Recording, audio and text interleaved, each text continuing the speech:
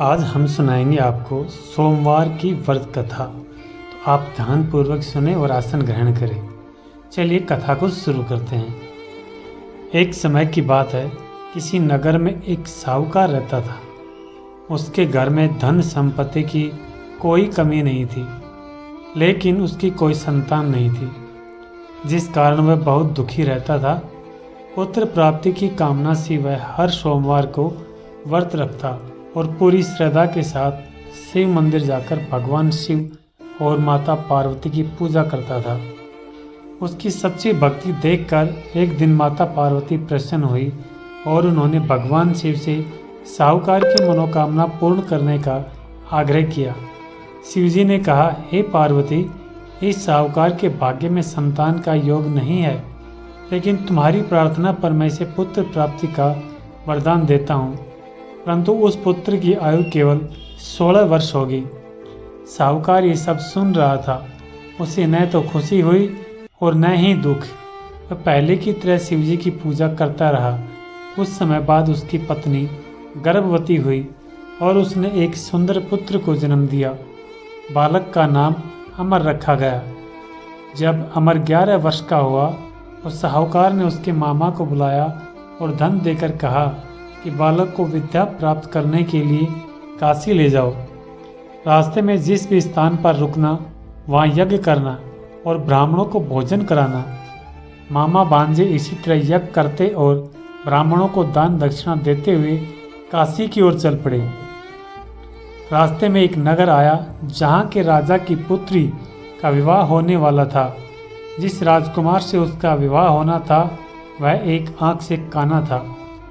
राजकुमार के पिता ने अपनी इस कमी को छुपाने के लिए एक योजना बनाई।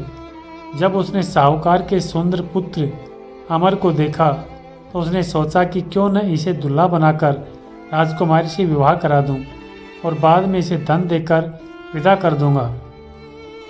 अमर को दूल्हे के वेश में बिठाकर राजकुमारी से उसका विवाह करा दिया गया। लेकिन अमर एक ईमानदार और धर्मपरायण बालक था। उसने राजकुमारी की चुन्नी पर लिख दिया, तुम्हारा विवाह मेरे साथ हुआ है, लेकिन जिस राजकुमार के साथ तुम्हें भेजा जाएगा वह एक आंख से काना है। मैं तो विद्या प्राप्त करने काशी जा रहा हूँ। जब राजकुमारी ने ये पढ़ा तो उसने काने राजकुमार के साथ जाने से मना कर दिया और राजा ने बारात वापस लौटा दी। इधर अमर और उसके मामा काशी पहुँच गए। वहाँ उन्होंने यज्ञ करना शुरू किया। जिस दिन अमर 16 वर्ष का हुआ उस दिन भी यज्ञ चल रहा था। अमर ने अपने मामा से कहा कि मेरी तबीयत ठीक नहीं है और वह अंदर जाकर सो गया। शिवजी के वरदान के अनुसार कुछ ही देर में उसके प्राण पखेरु उड़ गए। मृत भांजे को देखकर मामा विलाप करने लगा।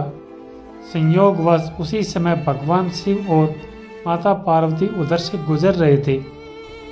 माता पार्वती ने रोने की आवाज़ सुनी और शिवजी से कहा, प्रभु, कोई बहुत दुखी है, कृपया इसके कष्ट दूर करें। जब वे वहाँ पहुँचे तो देखा कि वह उसी साहूकार का पुत्र है। माता पार्वती के हृदय में दया आ गई और उन्होंने शिवजी से उस बालक को जीवित करने की प्रार्थना की। शिवजी की कृपा से अमर जीवित हो उठा। शिक्षा पूरी करने के बाद दोनों मामा भांजे वापस अपने नगर की ओर लौट पड़े। लौटते समय वे उसी नगर से गुजरे जहां अमर का विवाह हुआ था। राजा ने अमर को पहचान लिया और उसी महल में ले जाकर बहुत सम्मान दिया। फिर अपनी पुत्री को बहुत सारा धन दहेज देकर उसके साथ विदा कर दिया। जब अमर अपनी पत्नी और मामा के साथ अपने घर पहुंचा तो साहूकार उसकी पत्नी छत पर बैठे थे। उन्होंने प्रण लिया था कि यदि उनका पुत्र जीवित नहीं लौटा तो वे छत से कूदकर जान दे देंगे। तभी किसी ने आकर उन्हें अमर के लौटने की शुभ सूचना दी। साहूकार ने अपने बेटे और बहू का खुशी खुशी स्वागत किया। उसी रात भगवान शिव ने साहूकार के स्वप्न में आकर कहा, हे श्रेष्ठ, मैंने तेरे सोमवार व्रत करने और व्रत कथा सुनने से प्रसन्न होकर तेरे पुत्र को लंबी आयु प्रदान की है। इस प्रकार जो कोई भी सोमवार का व्रत करता है, शिवजी की पूजा करता है और ये कथा सुनता या पढ़ता है, भगवान भोलेनाथ उसकी सभी मनोकामनाएं पूर्ण करते हैं। और उसके जीवन के सभी कष्ट दूर करते हैं।